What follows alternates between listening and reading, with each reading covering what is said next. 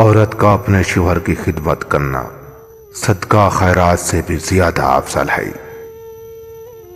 جس کی رفیقہ حیات نیک عقل خوش رکھنے والی ہو اور گھر کے معاملات کو دیکھنے والی ہو اور سمجھنے والی ہو تو شوہر دنیا کا امیر ترین انسان ہے۔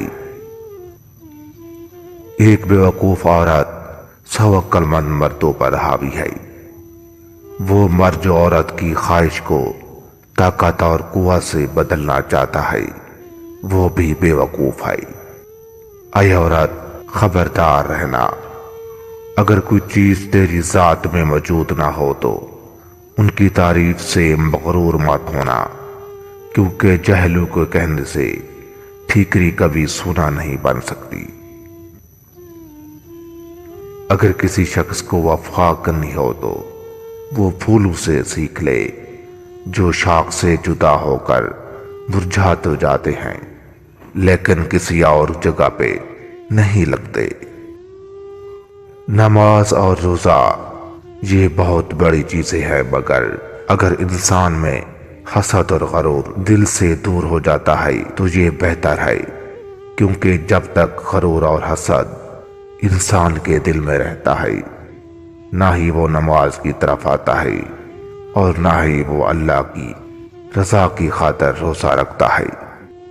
ایک مسلمان کے دوسرے مسلمان پر 5 حقوق ہیں: سلام کا جواب دینا، بیمار کی عیادت کرنا، جنازے کے ساتھ جانا، کھانے کی دعوت کو قبول کرنا اور چھینک کا جواب دینا۔ جو انسان اپنی ضرورتیں دن بدن بڑھا لیتا ہے اور وہ اکثر محرومی اور غم میں مبتلا ہو جاتا ہے۔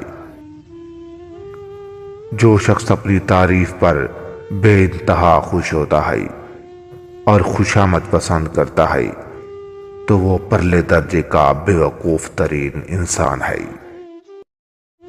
اگر تم ہر حال میں خوشی ہو یا غمی ہو، جس حال میں بھی ہو، خوش رہنے کا فن سیکھ لیا ہے تو یقین کریں آپ نے زندگی کا سب سے بڑا فن سیکھ لیا ہے۔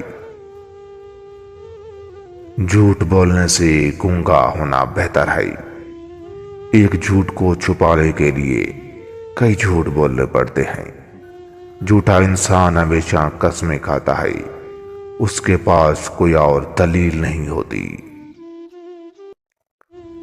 جو شخص خوبصورت گھوڑے اور قیمتی لباس سے فضیلت حاصل کرنا چاہتا ہے تو وہ جاہل ہے، کیونکہ گھوڑے کی فضیلت دوسرے گھوڑوں پر اور لباس کی فضیلت دوسرے لباس پر ہوگی، نہ کہ خود اس کی۔ خوبصورتی پہلے انسان کے اندر گھر کرتی ہے۔ اگر ہم خوبصورتی کی تلاش میں پوری دنیا کا چکر لگا کر بھی آئیں، اگر وہ ہمارے دل میں نہیں ہے تو اور کہیں بھی نہیں ملے گی۔